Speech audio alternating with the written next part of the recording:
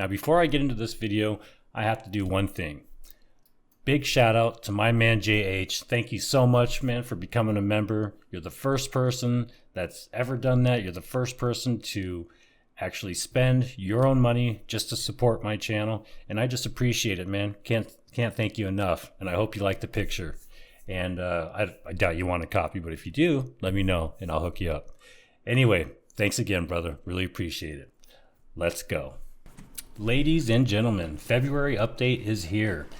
So just to start things off, it's going to be live on Monday. This Monday in just a couple of days at 8 in the morning Eastern. So for all you Western folks out there, it's going to be 5 a.m. And that is the 28th. So downtime's going to be about 2 hours, but you know, it is a pretty big update. Not new content per se, but definitely a lot of changes. So I just, I wouldn't hold your breath and get excited that you're going to be able to play right at 10 o'clock. It's probably going to be longer. So just try to be patient. I know that's hard. And, with this patch, it's going to be bringing a lot of good, kind of fundamental changes, rudimentary, basic changes, but much needed changes like dodging and blocking. And one of the greatest things that we're going to talk about is being able to feign like attacks. I don't know if you've ever played For Honor or games like that where you can load up a heavy attack, load up a light attack, and then stop suddenly and maybe block or go into something else. And really, really cool stuff. It's going to make combat so much more dynamic and, just feel like a much better game overall, in my opinion. So yeah, we'll get into all that stuff. But yeah, Monday, tomorrow, or not tomorrow, but Monday, 2 days, February 28th, 8 o'clock. That is when this patch is going to be live. And I'll put a link to this in the description, as well as a link to the main, information here on the update. So I'm not going to go over this whole list. I want you to see this. Look at this. This thing is gigantic. This would take me an hour and a half. I know I normally read through absolutely everything. The only reason I'm not going to read through the entire thing verbatim, word for word, is because a lot of this stuff is just regurgitated from the other patches, patch 1, 2, and 3 of the PTR. But there is some new stuff, and I'm going to read over that. And I'm also going to cover the, some big notable changes, even though we covered it once. Going to go ahead and do it again on some of these topics just to get a little refresher and let you guys know what's going on, okay? So without further ado, let's go ahead and get started. So Taxodius, he's a boss in Genesis. We used to be able to like stack up. I don't know if you've seen G.I. Jane, that Navy SEAL movie, but you have to climb up over this wall. Well, in order for her to do it, she got down on her knees. No, not that. And people were able to jump on her back and hop over the wall. Well, you're actually able to do that in Genesis. And before actually activating Taxodius, you can hop over that wall, kill him, and then bring your buddy over and kill him again once he respawns. And you can get twice the loot, which was actually pretty sweet. I got to see it one time. I was a little bit late to the party, but that sucks. But, it is what it is. So also camps, no more Camp City. They fixed an issue where players could build camps off of each other to reach high locations using environmental features. And I think that is just amazing. not the fix, just the fact that you guys came up with this crazy shit. It was pretty cool. So yeah, they did fix that. We're not going to be able to do that anymore. All right, and they also fixed an issue or not an issue, but we were able to climb over a wall to get into the Siren Queen arena without, fighting everything and all that stuff. So they fixed that. We can't do that anymore, unfortunately. And they also, now this change is huge. This is probably one of the biggest changes so far that they fixed, something that needed to be fixed a long time ago. So they actually fixed an issue where half of a large rock is missing in Mirkgard.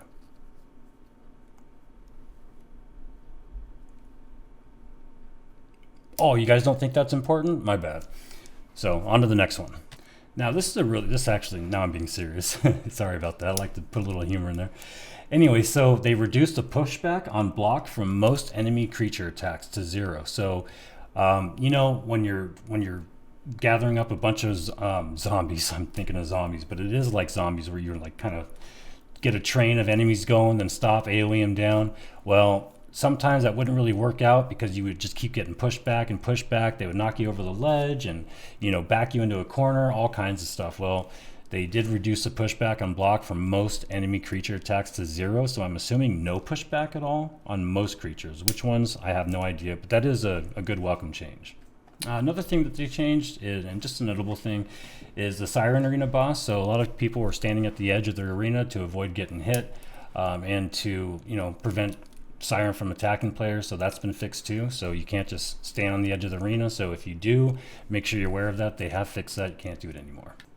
So they updated knockdown animations to be more distinct from standard reactions with big cats. I know you guys are all probably aware of this, but it is a pretty big change. I remember when, not doing dungeons, but questing out there, you were, just learning how to block. You just could not predict when they were going to jump at you and knock you down. It was terrible. So I'm pretty sure that's what this is talking about. And if so, it's a much welcome change. So thank you for that. Now we're going to get to some of the expedition stuff. So they increased the size of the Blighted Greenskeeper headshot hit volume. So it's going to be easier to get headshots. And they've also made a lot of now this is already in the game, like they updated the slime on the ground and the poison to be more visible.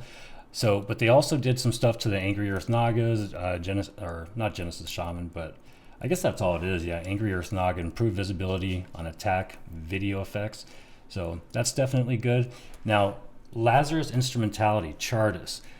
They did a lot of stuff to Chartis, so he's going to be harder. I'm just going to go ahead and read all this stuff. So first of all, they increased the length of Chartis' stun phase by 5 seconds. They increased the time before the final laser during phase 3 from 75 seconds after phase start to 90 seconds after phase start.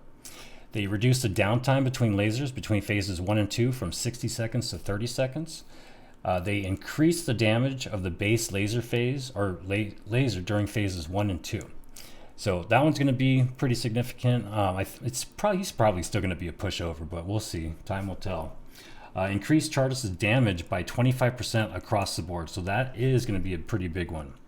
So I don't know if you guys have seen any of my videos in Lazarus, but I would be, if the tank gets the laser, super easy fight. If a squishy gets the laser, or you get the laser yourself, excuse me, sorry. If it was a squishy, it was kind of tough to heal. So now you're really going to have to probably be on your toes and really pay attention. So for all you guys that don't know, make sure you're standing in the healer's sacred ground, please. You get so much more healing if you just stand there. Don't run around like crazy. It drove me nuts when my DPS would when we take a new person in there and they just run around like crazy. I got a laser. Like, stand in the sacred ground, keep attacking the boss. Everything will be fine, right? They also reworked Chartis' final laser to now deal 15% of health as damage per second. I'm not sure what it was before, so I don't even know if that's a buff or a nerf, but either way, they did this. Fix issues with the swipe animations, creating safe spots on the back walls. So there shouldn't be any more safe spots on the back walls. I think that's what they're saying. So fix issues with the swipe animations, creating safe spots. Yeah. So it looks like this is yet another, edge of the arena type of thing. You can't just stand back there safe and sound. So you're going to have to actually be actively watching. You know what they say in WoW? Situational awareness, fellas and ladies. Situational awareness. They fix an issue causing Chartis to not take bonus damage from ancient-related perks and coatings. So this will be a nerf to him and make it easier on us because the things are actually going to be working now. So that's a good thing. And they fix an issue causing Chartis to not have proper strengths and weaknesses against certain damage types. So again, this is going to be a nerf to him again if you're using lightning, because lightning is good against ancients, and I guess the lightning really wasn't adding more damage when it should have been. They fix an issue that could cause Chartis' laser to persist after his death. That's just a visual thing. It's not going to really change the gameplay. And increase the size of Chartis' headshot hit volume. So I didn't even know you can get headshots, but that's good to know. They made it a lot easier. Now these changes to the mutators are short and sweet, so I'll just read them. Reduce the desiccated timer from 60 to 45 seconds. Normalize curse damage to ensure that curses are always a threat to players of any health pool size. And so I'm assuming that they changed that to maybe a percentage. And censored damage normalized to 65% base health and desiccated censored damage normalized to 65% base health and desiccated damage normalized to 50% base health.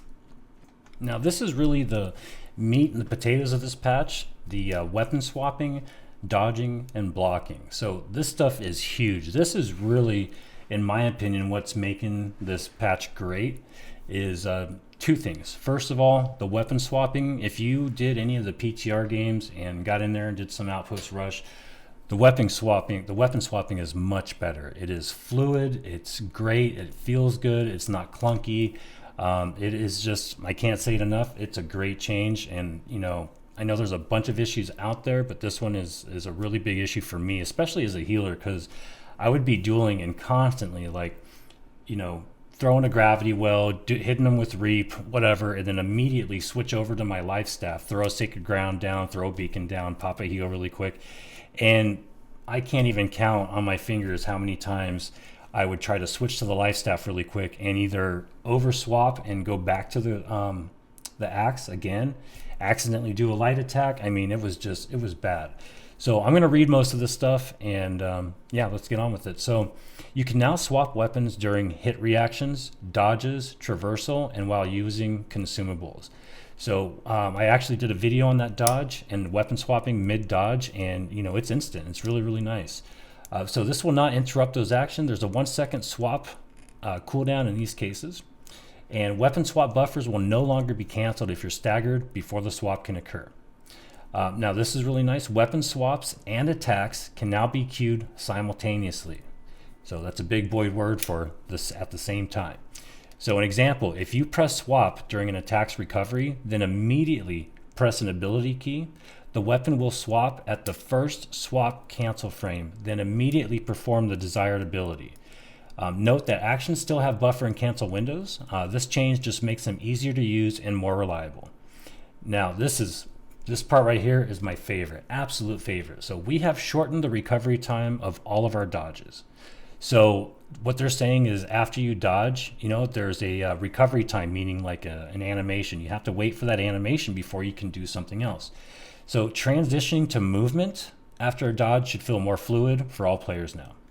And this is the best fix in the entire patch right here.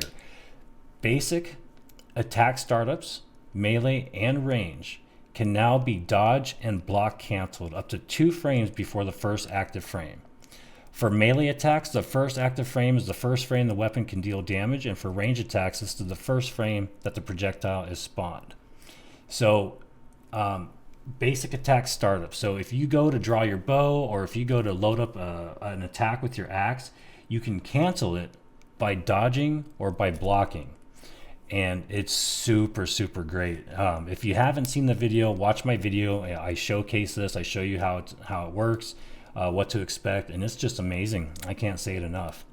Now, when performing light attacks with a melee weapon, block and dodge inputs will now take priority.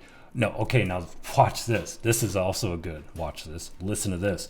So when performing light attacks with a melee weapon, okay, block and dodge will now have precedence. They'll now take priority over the next light attack in the chain. So let me lay this out for you. When you're just spamming attack, and then you try to block really quick, but you just keep attacking, that block, the game knows you want to block more than you want to do the light attack. So it's going to actually let you block instead of accidentally continuing to do light attacks because you're spamming. So maybe not everybody has that problem, but it is it's getting fixed, and that's huge. That is actually absolutely huge.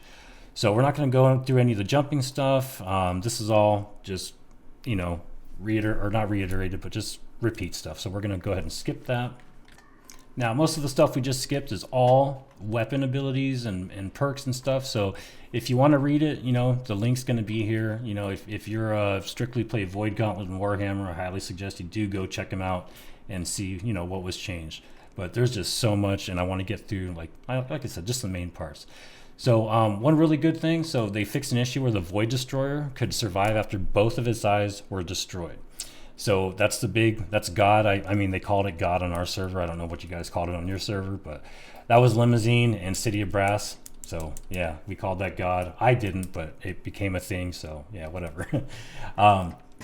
And this is a really, really cool, and this used to drive me crazy. Players can now access the scoreboard while waiting to respawn. So when you're dead, yes, you could finally still check your score, make sure nobody's, out damage you while you're dead. So huge change for me personally. I think that's just absolutely great. Now, one other pretty good change is the map, the Outpost Rush map. So it used to have a glitch where it'd be all misaligned and stuff, so they fixed that. And we did cover all this stuff already, but I'm going to go through it again because this is another really big part of the update. So Outpost Rush scoring and rewards. So dealing damage now increases the player's score. Reduce the amount of points granted from killing players. Reduce the amount of points granted from killing AI. So for those PvEers out there, it's going to be a little bit harder to get points by doing PvE stuff, killing mobs and all that. And, it should be because it's a PvP mode. So, that's my opinion. Visually change the nameplates of several Outpost Rush AI. Okay, we don't care about that. Reduce the damage dealt by the Corrupted Brute by 10%, so he's a little bit easier. Reduce the health of the Brute, and increase the health of the Corrupted Priest by 10%. I'm just trying to see if there's anything else. Oh yeah, so here we go. So adjusted the emplacement, adjusted rewards gain from Outpost Rush. Here we go. So Outpost Rush now rewards Umbral Shards on completion of a match. So you're going to get 100 shards for the winning team and 50 shards for the losing team. Now, just this change alone should be enough, hopefully, to get more people in there so that you don't have to wait, for hours just to play a single OPR. OPR is one of the funnest things about the game. It's terrible that nobody's playing. I hate it. So in order to get these 50 or 100 shards, you do have to meet the minimum score threshold to be eligible, and I believe that's 500 points. It's really easy to track. I remember a bunch of my friends in my old company, mainly my friend Tark. He would get so frustrated because he would just try his little heart out. And he wasn't much of a PvPer. No offense, Tark. But yeah, he just could never get a reward, and he actually ended up logging off more than once because of this. So Outpost Rush also now rewards faction tokens on completion of a match. So this is huge. So players must meet, again, the minimum score threshold to get your faction tokens, but much welcome update here. Outpost Rush caches now reward 2 pieces of Outpost Rush specific armor and an Outpost Rush specific weapon. And there's an additional 15% for an actual 4th item, a piece of Outpost Rush jewelry. If you want to see examples of some of this specific gear and jewelry, you can check out my video on the PTR changes, the February PTR, and I actually did a bunch of matches and opened up a bunch of caches so that I could show you guys what's actually in there. There's a 2.5% chance that the rolled Outpost Rush item is a named item, the same as exists today. So I guess today we have a 2.5% chance. Significantly increase the likelihood that rewards in the Outpost Rush cache will increase your expertise. So now OPR is going to be even more a viable option to get those expertise bumps. So that's really good news. And Outpost Rush gear now rolls off a fixed list of perks that are more ideal for PvP combat. So we're talking about like refreshing. We're talking about PvP oriented perks. Mainly one of them is resilience, the reduced crit damage from other players. So the Outpost Rush items are actually going to be relevant, so that's really good. And they remove Beast Sword from Illusory. Yeah, we already know that. And then players can access that. So let me scroll down to some more interesting stuff. All right, and here we go. So big change. So for Arcana, armoring, engineering, fishing, or furnishing. Let me start over. Arcana, armoring, engineering, furnishing, jewel crafting, and weaponsmithing trade skills now require 10% less experience. So they're just trying to make the leveling experience require less experience and be a better experience. So yeah, they're reducing everything across the board by 10%. So I think that's okay. I'm not too worried about it. Yeah, I did spend a lot of money on doing those, but it is what it is. It's a needed change. I think it's definitely a needed change because you sink so much money into these professions, and at this point, maybe it's just because where we're at in the game is there's not so many new people. I don't know, or everybody's got their gear now. But it is every crafting profession, in my opinion, right now is like not really viable for making money. I was doing a series of videos on how to get to like 500K. and I've been sitting at like 250 for a long time. Now I haven't been playing as much because there's nobody to play with, but yeah, it's definitely not as good as it used to be, you know, the crafting. So hopefully with the March update, March, hopefully there's going to be new content and new stuff to craft, and you know, I can't wait. I'm super excited. But for now, yeah, this 10% much needed. And another really good thing is they increase the likelihood that caches from major corruption breaches, so that's the big ones, you know, the big portals, will grant an expertise increase. So, well, it won't for sure, but it's going to increase the chances of getting expertise bumps. So if you're one of those guys like me that runs around closing portals, you know, for your shards and stuff, and you're not at 600, I guess, gear score, expertise, you can get that a little bit easier. So it's good stuff, good stuff. Now this one doesn't pertain to me, but I'm going to read it anyway. Reduce the effectiveness of fishing bots. So, I mean, that's good. I don't fish because fishing is terrible in my opinion. There's just no point to it in my opinion. But for all you guys that fish, I know Nicole, was it? I think Nicole is my little fishing buddy. Yeah, Nicole, so that's good. You know, you're going to have less competition from the fishing bots. Now they also added a new chat channel. It's the crafting, or no, the trade channel. So if you want to sell stuff, if you want to, you know, buy stuff, there's an actual trade channel now. I think it's like a greenish color, and I think I've seen somewhere that they changed the color to make it a little bit easier to see. But yeah, so they added a trade channel, which is a, you know, pretty good idea. We needed one. And they're also going to give us a little warning. So we're going to get a camp warning notification to alert players when they're out of range or low on health from their camp or no camp. A status of your camp displays in the banner when entering a point of interest. So you'll know when you can no longer like respawn over there, I guess. I guess that's what they're saying.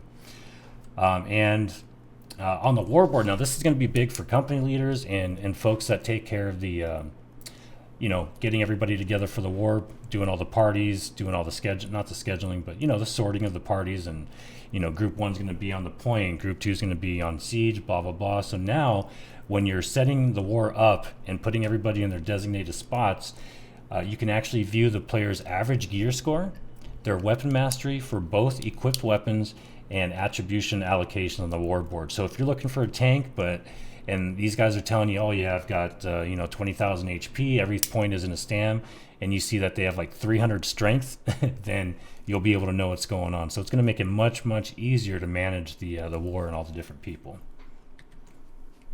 So instead of just having the hourglass icon, they, oh wait a second, added a purchase timer. Okay, so I guess there's going to be a timer instead of just the hourglass icon. So hopefully it'll actually show how much time we have in between, you know, purchasing those mutated tuning orbs. And yeah, that'd be nice, because just having the hourglass icon, yeah, we know it's got a cooldown, but now hopefully it'll show the actual timer in between. I'll have to check that. I'll have to check that and see if it's on the PTR. I don't think it is though.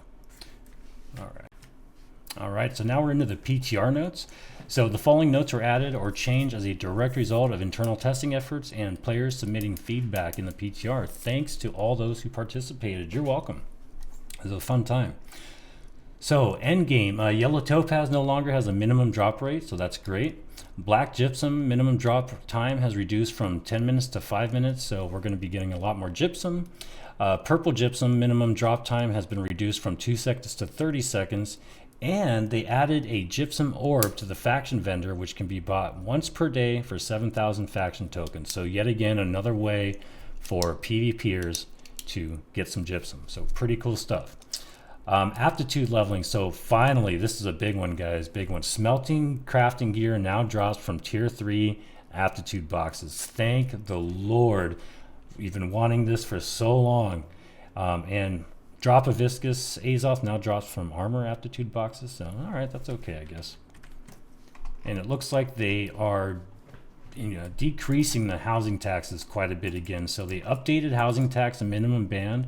It was lowered from 5% to 0.1%. So huge change. And they updated the housing tax maximum band, lowered from 10% to 1%. And controlling companies receive 5 times the coin generated from regional housing taxes. The companies have plenty of money. AGS, don't give them any more. My goodness, have it trickle down a little bit to the people that own the not own the territory, but all the faction. The whole faction should get rewards from having that territory, not just the companies. I mean, these companies are just giving away money at this point, and we're like, a lot of people are just poor. So more changes. They reduced the leveling experience curve for the fishing gathering skill by roughly 38%. So yeah, so fishing is going to be easier to level up. Again, don't really see the point. Cooking aptitude experience curve has been increased. So the opposite by about 30%, since it was greatly outpacing other trade skill aptitude progression. So it was, it's really easy to level up cooking, and it's really easy to get those aptitude chests. So they're just kind of tuning that down a little bit to bring it more in line with other professions. And Mutated Dynasty Expedition now gives Sapphire Gypsum upon completion. I didn't really know it didn't, but now we know that. Also, we're going to get increased Umbral Shards from cast from 3 to 200 all the way up to 100 to 400. So pretty much doubled on the ceiling, and the floor is raised by 97. So that's actually pretty cool. So it's going to be a little bit easier to upgrade our items. And they also increased the Umbral Shards gain from crafting from 1 to 85 all the way up to 25 to 100.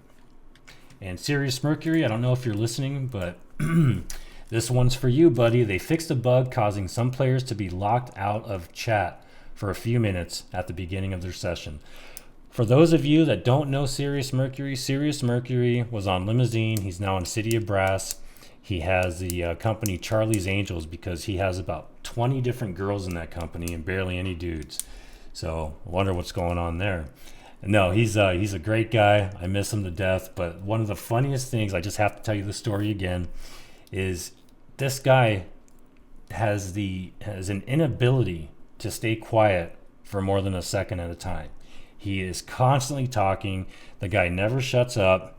Great guy, very fun to play with, but he has to be talking. We'd be doing speed runs. Remember this, Dom? Remember this? Not you, right?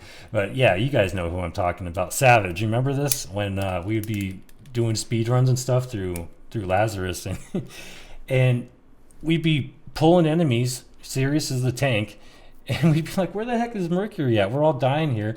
What's he doing? He's standing in the corner in a speed run. Guys, chatting and typing in his Twitch. I mean, all kinds of stuff. So when he would get locked out of the chat, again, during a speed run, if he couldn't chat, if he couldn't type in global, if he couldn't type in company, if he couldn't type period, he would just lose his shit. And he would log out in the middle of a run. Timer's counting down. We're trying to see how fast we can do this. And it is just so imperative that he has to be able to speak and type in chat that he would actually log out. We'd be waiting forever. We stopped bringing him to dungeons. We really did. Never knew that, did you? Now here's a couple more good little changes. So the server now teleports twice as many people into and out of war. So you're going to have less standby wait time during war. So that's really good. And they also reduced the amount of powerful gem dust on mutator orbs. That's been covered. Just want to say it again. So now it requires half the amount. So instead of 30 total uncut pristine gems, you're going to need 15. And mutator orbs can now be purchased from the faction store every 3 days instead of every week, once a week. So it's not 3 a week. It's not 2 a week. It's 1 every 3 days. So if you craft one today, you could craft another one on Tuesday or Wednesday. Who the hell knows? But anyway, that's that. Now this is for all the new players out there. You guys are in luck. Not that this was ever a huge issue for me. I leveled up pretty quickly, but again, I no-life this game I'm still doing it. So level 60 quest in Reekwater and Shattered Mountain now reward gypsum orbs. So if you're level 60 doing a level 60 quest or whatever, you're going to get some gypsum orbs, which is really, really good. Just another way to increase your expertise, get started a little bit earlier.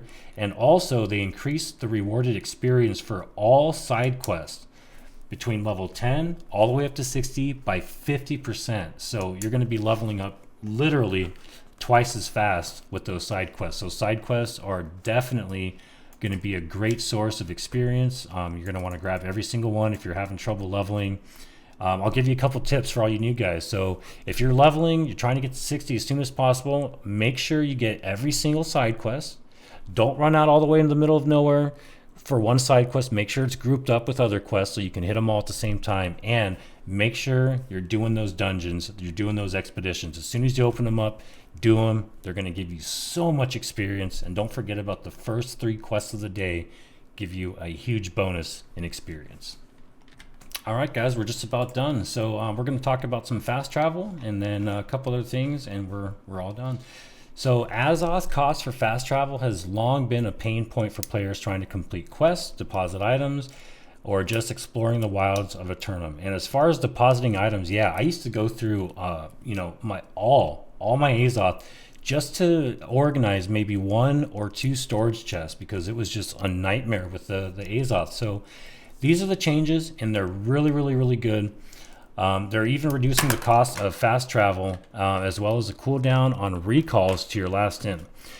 So fast travel from towns and shrines will now have a base cost of 20 Azoth, and there's no longer any adjustments for distance or weight. So before, or the way it is now, if you were traveling further away, it would use more Azoth. If you were traveling with a bunch of stuff in your bags, it's going to use Azoth. Now, if you're doing all the above, your bags are full and you're going all the way across the map, boom, there's like a quarter, a third of your freaking Azoth. It was bad, really, really bad.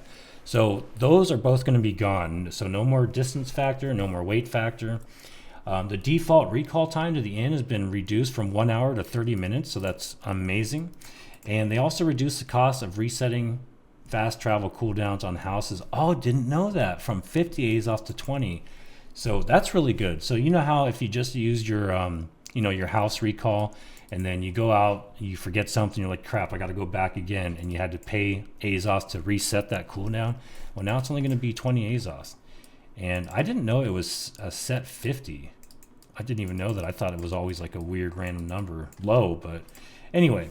So now here's another important thing. So they're saying, we realize these changes will significantly reduce the sinks for Azoth and will result in many players having more than they can use in the immediate future.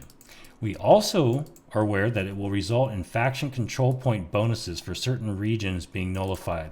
Well, I'll tell you what, Amazon, we really, or me anyway, I didn't really pay attention too much of the faction control point bonuses until I started doing like faction runs and stuff like that for reputation. But I don't think that's really going to be noticed too much. Just give us something else, put another cool perk in there. So while we were planning out ways to address these issues in a future update, we didn't want that to get in the way of improving your travel experience today. So they are taken in mind, in consideration, our playing experience. So thank you, Amazon, for that. We do appreciate it. All right, another couple quick things here that are kind of cool. So performing a melee attack will no longer have a delay before you can sprint again.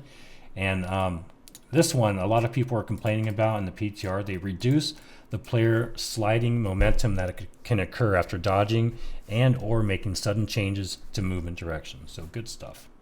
Now here's another one that a lot of people have been waiting for.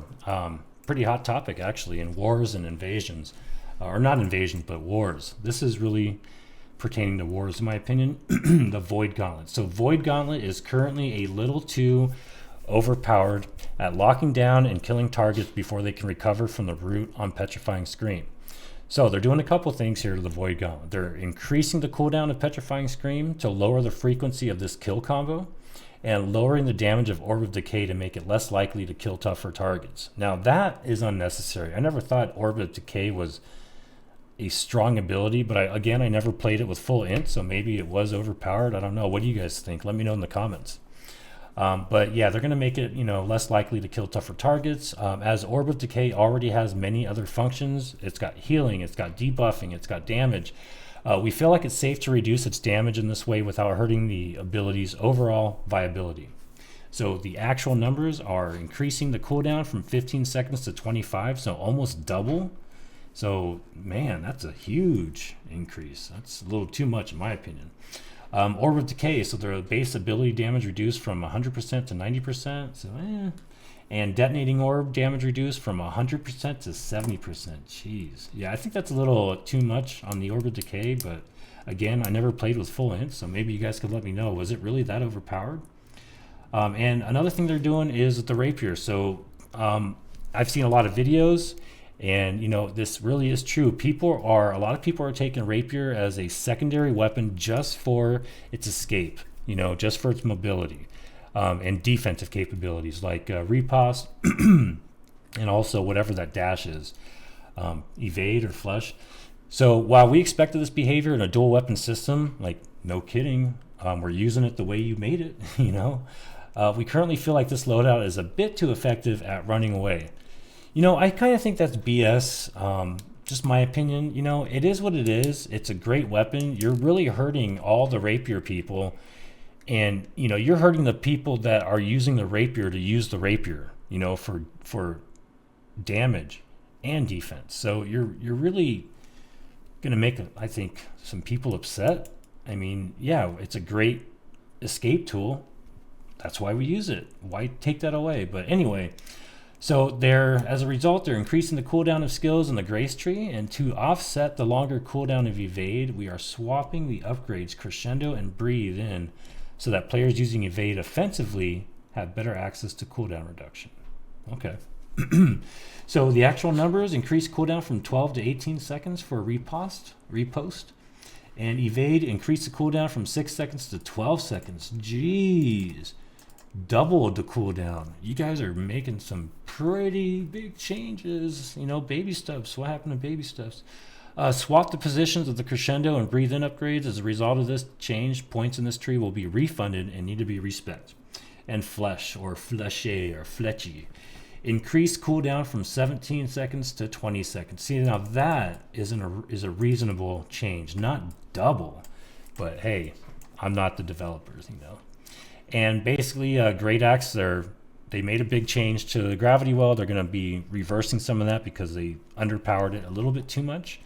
So we went back to the drawing board and are trying a different approach. This new version of Gravity Well includes a root that occurs after the initial pull to help hold your targets in place, and includes a stronger slow after the pull to make it harder for foes to escape the damage pulse without using a movement ability. What a mouthful. So Gravity Passive fixed a bug that prevented this ability from functioning. Gravity Well, this ability has been reworked from its previous PTR version and improved pulling tech to more reliably pull foes to the center. Sorry, I just had trouble with that one. And foes who are pulled to the center of the vortex are rooted for 1 second, and they also increase the slow from 55 to 60%, and slow field duration restored to 3 seconds so that it will last until the explosion occurs. What's going to happen with this? Well, they're probably going to detune it again because they're just, I don't know, whatever. And might as well finish this up. So trading and sending gold now requires players to be physically near each other. If players are in an invalid location, they'll instead receive an error message alerting them of such. And several bugs involving character transferring to different worlds have been fixed. Now, please note, in the February team update video, we mentioned that we would be reducing the logging experience needed to level up in this update. This change will occur in an upcoming weekly update. Thanks for your support. We'll see you in Eternum.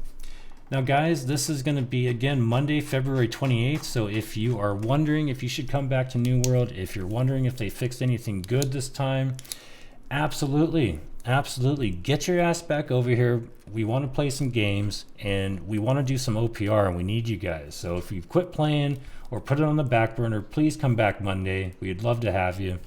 And this is a game that's just getting better every day, I think. And, you know, I can't wait. I can't wait to see where they take this game. So thank you, AGS, for the dev update video, the team discussion, and thank you for this great patch.